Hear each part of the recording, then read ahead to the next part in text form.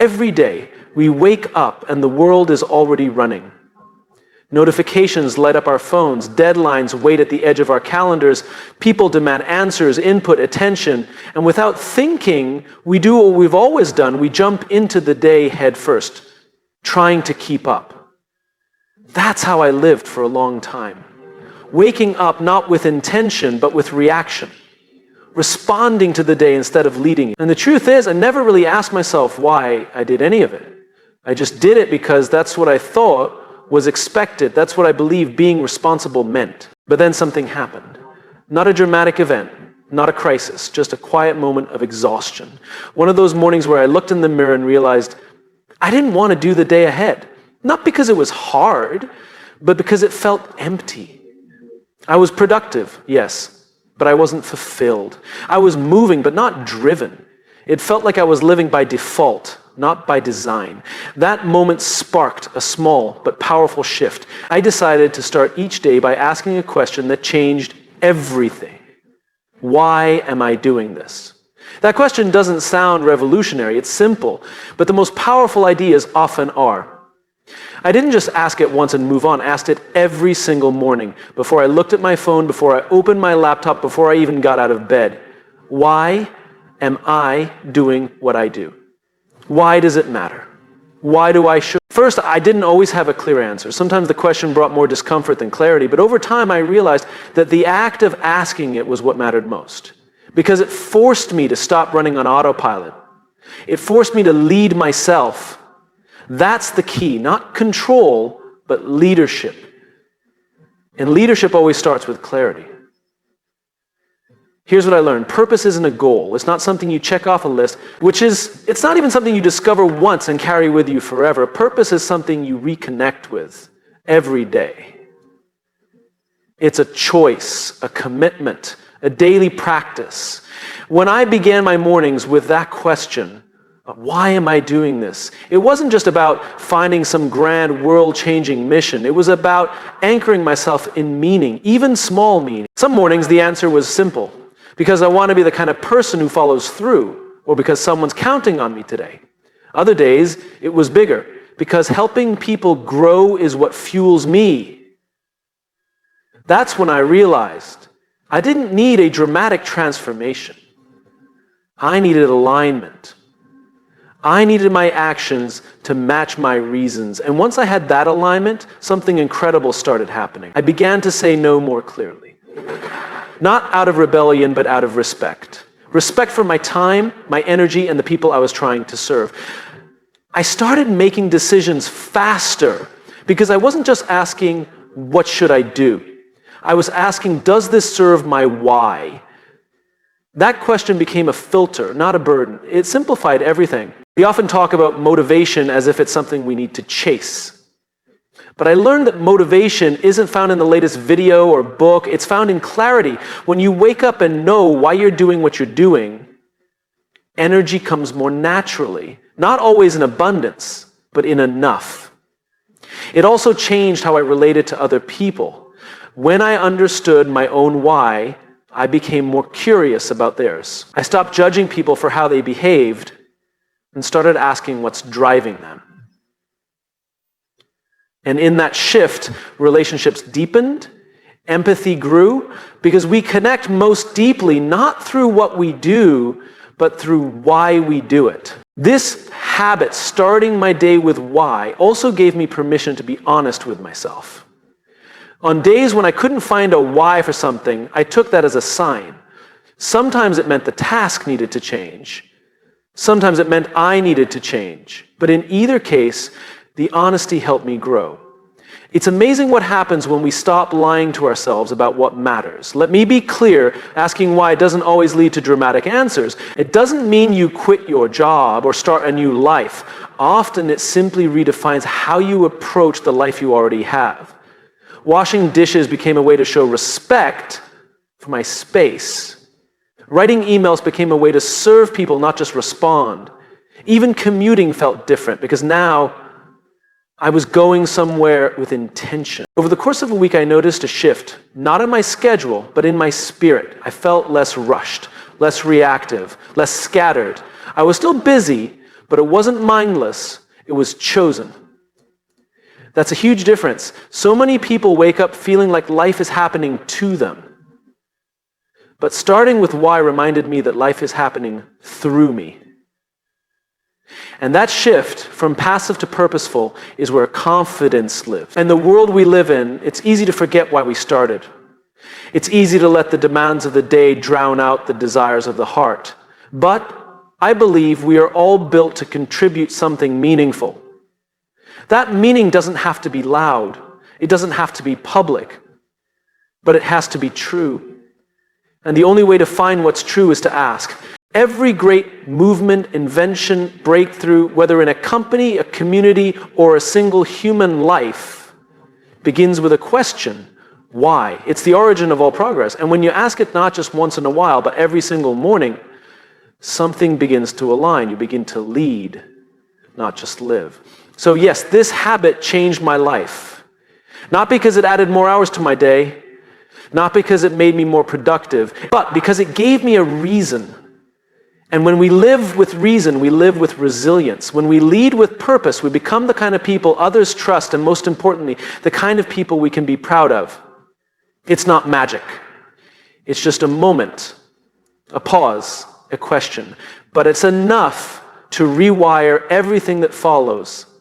Start your day with why, and watch the day rise to meet you. We live in a culture that worships activity. We equate motion with progress. We believe that if we're not doing something, responding to emails, sitting in meetings, checking the news, scrolling through something, we're falling behind. Silence is awkward. Stillness is uncomfortable. And solitude is almost taboo. It's become something we avoid, not something we value. But I discovered quite unexpectedly that solitude isn't a luxury. It's essential. In fact, scheduling solitude was one of the most important decisions I made, not just for my productivity, but for my sanity, my clarity, and my leadership. It started with a moment of restlessness. I had just wrapped up a long day, one of those days where you check off a dozen things, but none of them feel like they moved you forward. I was tired but not fulfilled. I was wired but not awake. I remember sitting on my couch, phone in hand, bouncing from one app to another and thinking, when was the last time I was alone with my thoughts? Not just alone in a room, but truly alone in my own head, without distraction, without input, without noise. That question landed hard. Because the truth was, I couldn't remember.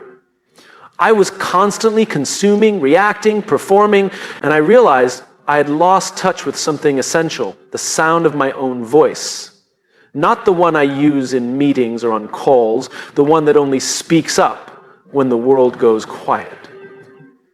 So the next morning, I did something that felt counterintuitive. Before opening my inbox, before checking messages, before jumping into the momentum of the day, I blocked off 15 minutes on my calendar. I labeled it solitude. That was it. No agenda, no objective, just space, just time. And to be honest, the first time I did it, it felt strange, unproductive, even a little selfish. I sat there, no music, no phone, no input, and my mind raced. Everything in me wanted to reach for something to fill the space. But I didn't. I sat and I waited.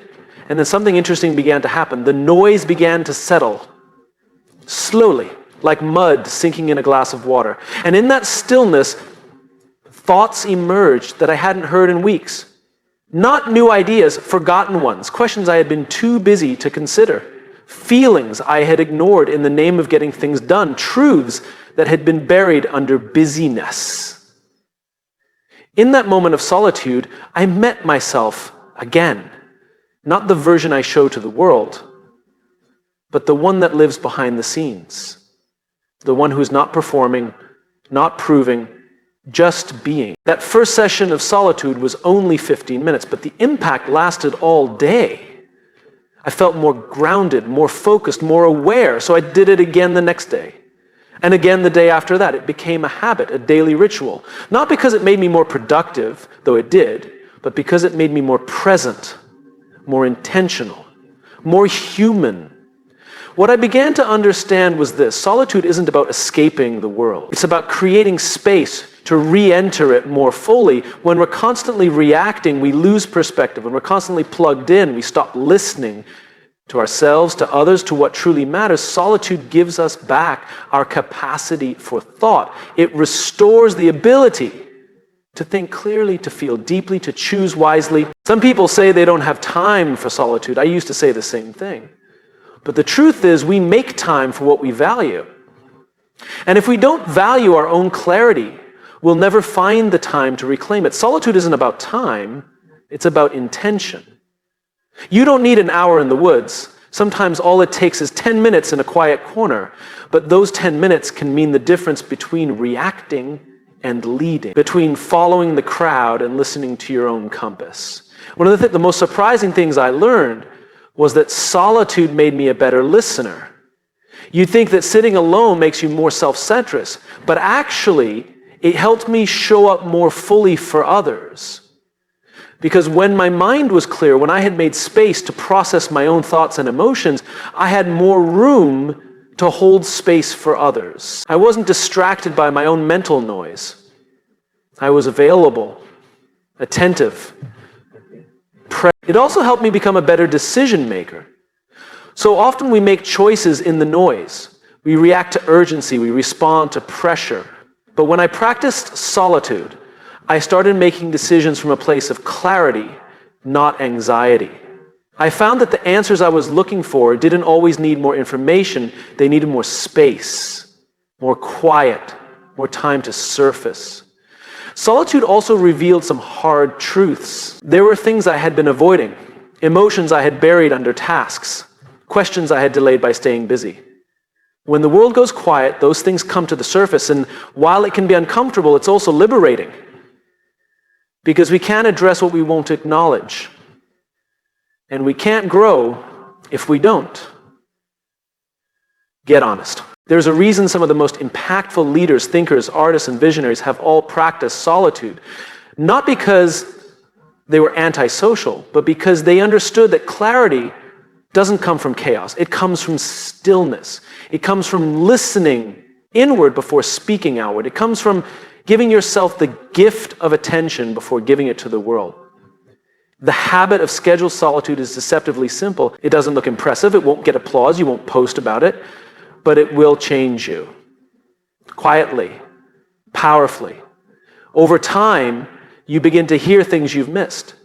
You begin to see patterns. You begin to recover your voice. And in a world that's constantly telling us who to be, that voice is priceless. So yes, I scheduled solitude, I treated it like an appointment, and in doing so, I gave myself back something I didn't know I had lost. My inner authority, my direction, my alignment. The world still spins, the emails still come, the pressure hasn't disappeared. But now I meet it from a place of wholeness, not depletion.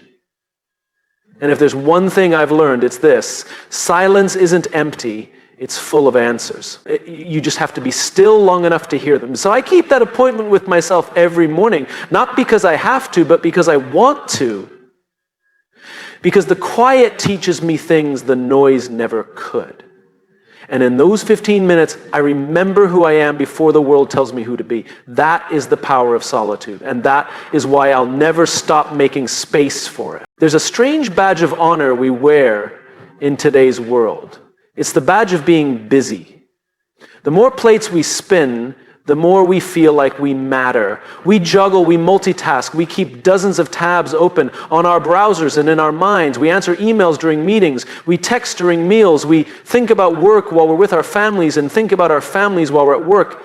And in all that movement, we believe we're being productive.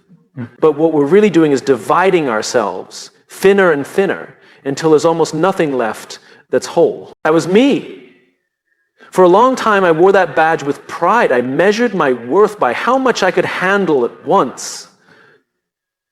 If I wasn't juggling 5 things at once, I felt like I wasn't doing enough. I believed that multitasking was not only efficient, it was essential. Until one day, I looked back on a week filled with activity and realized I couldn't remember a single thing I had done with full attention. Everything had been touched, but nothing had been truly held. That was the moment I began to question everything I thought I knew about being effective. I started asking myself, what if I stopped trying to do everything? What if I simply chose one thing and did it fully? Not forever, just for one day. That question felt radical. It felt almost irresponsible, but I couldn't shake it, so I tried it. I started with something simple. I picked one task, just one, that truly mattered that day, something that moved the needle, that aligned with my purpose, that deserved my full self. I made a decision. For the next hour, however long it took, I would be fully there. No toggling between tabs, no checking my phone, no mental rehearsals of what's next, just full, present, undivided attention. It was harder than I expected, the urge to check something, to respond to a notification, to switch tasks. It was like an itch. But once I pushed through that discomfort, something powerful began to happen. My mind began to settle. My thoughts lined up instead of scattering. I moved slower, but with more intention. And by the end of that one task, something strange happened. I felt satisfied. Not exhausted, not scattered, satisfied. It was a kind of deep fulfillment I hadn't felt in a long time. That day taught me something I'd been missing for years. Depth creates meaning. When we divide our attention across a dozen things, we rob ourselves of the depth required to feel, to truly contribute, to leave a mark. It's not about doing more, it's about doing what matters with presence and purpose. So I kept going. Each morning that week, I asked myself, what is the one thing that matters most today? Not the loudest thing, not the most urgent thing, but the most important thing.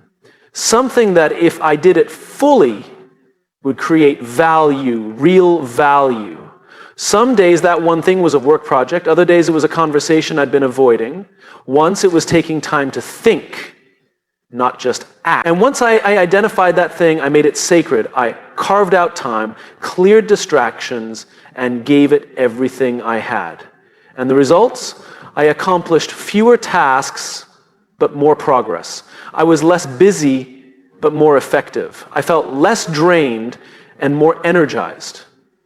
The more I practiced this, the more I realized how much time and energy I'd been losing to divided focus. It's not the number of tasks that drain us, it's the cost of constantly shifting our attention from one thing to another without ever landing. This habit of doing one thing fully also changed the quality of my work.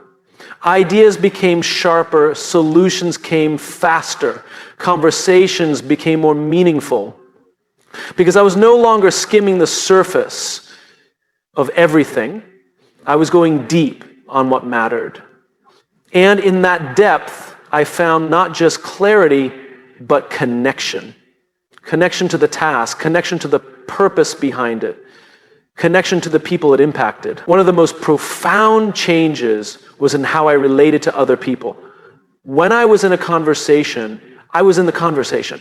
No mental checklist running in the background, no quick glances at my phone, just full presence. And people noticed. They opened up more. They listened more. Because presence is contagious. When someone senses that they have your full attention, it gives them permission to bring their full self too. That kind of exchange can't happen in half-listening, half-doing environments. It only happens when we choose to be where we are fully. There's something else I learned. Doing one thing fully doesn't mean doing everything perfectly. It means doing it with integrity, with presence, with care, even when it's small, especially when it's small. I started applying this habit to the mundane things too, washing dishes, folding laundry, walking from one room to another. And even those small acts began to feel different. Because it wasn't about what I was doing, it was about how I was doing it. We think multitasking makes us more valuable, but in truth it often makes us more forgettable. When we do many things at once, we rarely do anything in a way that leaves a mark. But when we do one thing with full presence, people feel it, we feel it. and it makes a difference. There's a beautiful paradox here. The world tells us that success comes from doing more, but real impact comes from doing less more deeply. Not every day will be perfect. Life happens. Urgencies arise. But even on those days, this habit gives me an anchor. It reminds me that I am not a machine designed to maximize output. I am a human being designed to contribute meaning. And meaning doesn't come from motion. It comes from intention. So yes, I chose one thing to do fully each day. And that one decision created a ripple effect I never expected. It made me calmer, clearer, more connected. And the best part, it made me proud. Not of how much I got done, but of how I showed up. We don't need to do more. We need to be more present in what we do. Because it's not about volume, it's about value. It's not about activity, it's about impact. And impact doesn't come from scattered motion.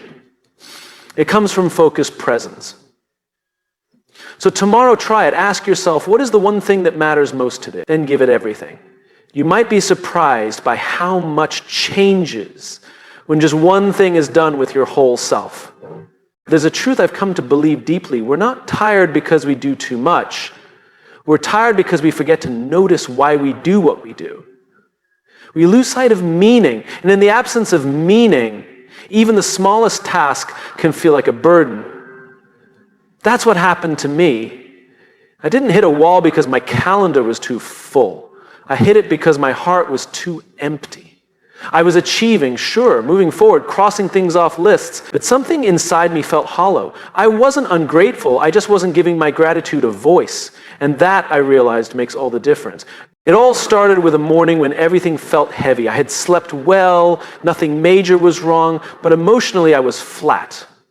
I sat at my desk staring at my to-do list, and I couldn't find the energy to care about any of it. It was like someone had turned down the volume on everything good in my life. And in that quiet, one simple question popped into my mind. What have I forgotten to appreciate? It was instinctive, almost like my inner compass was trying to point me back to something I'd lost sight of. Without thinking much, I pulled out a notebook, just a scrap piece of paper, really, and I started writing. No structure, no bullet points, just a quick, messy list of everything I could think of that I was thankful for. The smell of coffee, the way my dog greets me like I've returned from war, even if I just stepped outside for 5 minutes. A text from a friend I hadn't heard from in months. The warmth of sunlight on my face that morning wasn't poetic, wasn't organized. It was just honest. And it only took 5 minutes. But when I finished, something had shifted. The heaviness wasn't gone, but it had loosened. The fog hadn't lifted completely, but I could see a few steps ahead again. Most of all, I felt connected to my life, to the people in it, to the little moments that usually pass by unnoticed. That 5-minute gratitude dump became a lifeline. Not a solution to all my problems, but a way to reconnect with what gives those problems context and perspective. I didn't expect it to become a habit. I thought it was a one-time thing, a way to reset a rough morning. But the next day, almost without realizing it, I found myself reaching for that notebook again. And again the day after that. Within a week, I was making time for it intentionally. Before I touched my phone, before the noise of the day could reach me, 5 minutes, just me, a pen, and the decision to notice what was good. Here's what I learned. Gratitude isn't just a feeling, it's a discipline, a muscle. And like any muscle, if we don't use it, it weakens. We live in a world where attention is constantly hijacked by news, by urgency, by comparison.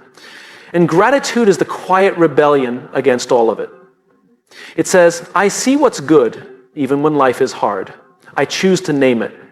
I choose to feel it. Not because everything is perfect, but because not everything has to be in order for something to be beautiful. The beauty of the 5-minute gratitude dump is that it's raw. It's not curated for social media. It's not shared. It's not impressive. It's real.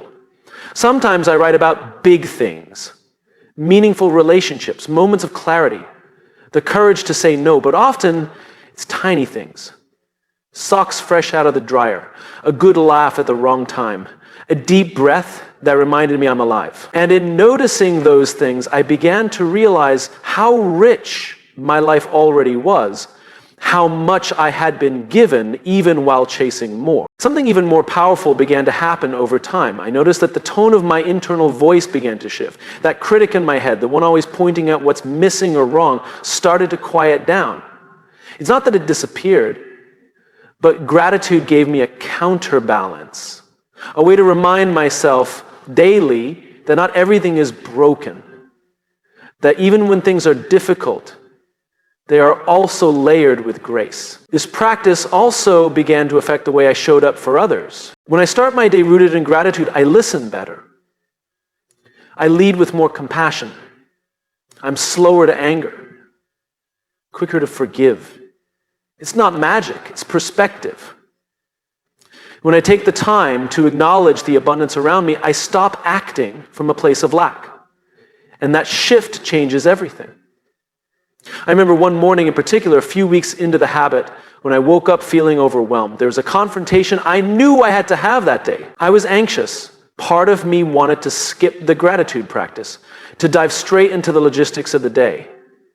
But I didn't. I made myself sit down, I started writing, and as I wrote about the courage I had in the past, about the support I knew I could count on, about the growth this challenge might bring, I felt different. Not invincible, but grounded. I walked into that difficult conversation not with dread, but with steadiness. That's what 5 minutes of gratitude gave me, a shift in posture. What's incredible is that this habit costs nothing. No special tools, no fancy training, just a decision. A decision to begin the day with appreciation instead of anxiety, with presence instead of panic. 5 minutes to tell yourself the truth about what is already good, already working, already a gift. We spend so much of our lives chasing the next thing, we rarely pause to name what we've already received. And here's the paradox. The more I practiced gratitude, the more progress I made. Because I wasn't moving from fear, I was moving from fullness. And fullness fuels consistency, it fuels joy, it fuels generosity. It makes the journey lighter, not because the road changes, but because you change. So I keep the habit. Every morning, no pressure to make it perfect, no goal to write a certain number of things. It's just 5 minutes to turn inward and upward. To remember that life doesn't need to be epic to be meaningful. That joy doesn't only live in the extraordinary. It often hides in the ordinary, waiting to be named. And every time I do, I remember that I'm not starting from zero, I'm starting from enough. And that might be the most powerful place to begin anything. We're hardwired to move away from pain. That's human. You touch something hot, you pull your hand back. You feel emotional discomfort, you distract, numb, avoid, escape. It's a survival instinct. We're taught from a young age to fix what's broken, solve what hurts, distract ourselves from anything that feels uncomfortable. But what if some of the most important growth only happens when we don't rush to fix it? What if the answer isn't to run, but to stay? That question confronted me one day in the middle of what should have been an ordinary moment. I was feeling off, not broken, not overwhelmed, just unsettled. There was no clear cause, no dramatic event, just a lingering tightness in my chest, a kind of emotional static I couldn't explain. And every instinct I had told me to escape it. Watch something, eat something, check my phone, busy myself, numb it, distract it, do anything but feel it. But that day, for reasons I still can't fully explain, I didn't move. I sat. I closed the laptop, I put the phone face down, I didn't journal, I didn't meditate, I didn't try to turn it into a lesson, I just sat with the discomfort. Not trying to change it, not judging it, just noticing it. I breathed into it slowly, like I was keeping company with something I didn't understand. And the strangest thing happened, the discomfort didn't get worse. In fact, it softened. Not all at once, but gradually. Like a friend who stops shouting once you stop running from them. That moment revealed a truth I had overlooked for most of my life. Discomfort isn't the enemy. It's a messenger. And most of us spend our lives running so fast from the message, we never get to hear what it's actually trying to say. From that day forward, I made a decision not to chase discomfort, but not to run from it either. To learn how to stay, to be with it, to sit in silence when silence feels awkward, to feel sadness without immediately trying to turn it into gratitude, to feel frustration without forcing myself to be positive. Not because I enjoy those feelings, but because I know now that avoiding them costs more than feeling them ever could. We live in a world that prizes quick solutions. Feel anxious? Here's an app. Feel lost? Read this book. Feel bored? Scroll. Everything is designed to soothe us instantly. But real growth, the kind that shapes your character, your purpose, your leadership, it doesn't happen in comfort. It happens in the quiet discomfort we usually try to skip. Sitting with discomfort taught me something I didn't expect. Emotions aren't permanent, they move, like waves. And when I stopped resisting the wave, it passed on its own. I didn't have to fight it, I just had to float. And floating is not the same as drowning. Floating is surrendering to the moment, trusting that it won't last forever, and allowing yourself to feel fully, without judgment. The first few times I practiced this, it felt unnatural. Everything inside me screamed to get up, to distract, to find something to fix. But every time I stayed, even just a little longer than I wanted to, I noticed a shift. Sometimes the discomfort revealed something, a buried thought I hadn't processed, a need I had ignored, a decision I had postponed. Other times, it didn't reveal anything at all. But even then, there was value in the practice itself, in proving to myself that I could sit with what was hard and not be undone by it. Eventually, I began to see this habit not as passive, but as profoundly courageous. Because sitting with discomfort isn't about being stuck. It's about facing something with open eyes. It's leadership in its rawest form, the kind of leadership that begins not with answers, but with honesty. When you can sit with your own discomfort, you become safer for others. You stop reacting, you start responding. You listen more, you judge less. You're no longer in a rush to fix everyone else's pain because you've learned how to sit with your own. There was a moment not long after I started this habit that really brought it home for me. A close friend opened up to me about something they were struggling with. Normally, I would have gone into solution mode, offering advice, trying to make it better, but something in me knew that wasn't what they needed. So I sat with him, in the tension, in the silence. I didn't try to take the discomfort away, I just shared it. I listened, I stayed. And afterward, they said something that stuck with me. You didn't make me feel better, you made me feel less alone. That's the power of sitting with discomfort. It doesn't always solve a problem. Sometimes it just makes space. And in that space, healing begins. This practice also changed how I saw myself. I used to think that being strong meant staying positive no matter what. But now I know that strength often looks like letting the tears come, letting the doubt speak, letting the fear breathe. And not shrinking in the face of it, not making it bigger than it is, but not pretending it doesn't exist either. Sitting with discomfort gave me access to parts of myself I had kept hidden, gave me language for things I didn't know how to name. And most of all, it gave me peace, not the kind of peace that comes from everything going well, but the kind that comes from knowing you can handle what doesn't. This habit isn't flashy. It doesn't make for great headlines. It won't earn you applause, but it will make you more whole. And that wholeness, quiet, grounded, steady, is what fuels the kind of impact that lasts. So yes, one of the 5 habits that changed my life in a single week was simply this. I learned to sit with discomfort. Not fix it, not flee it, just sit. And in doing so, I discovered that the parts of me I thought were weak were just waiting for me to stay long enough to listen. That some of the answers I was chasing were sitting quietly beneath the noise I kept running toward.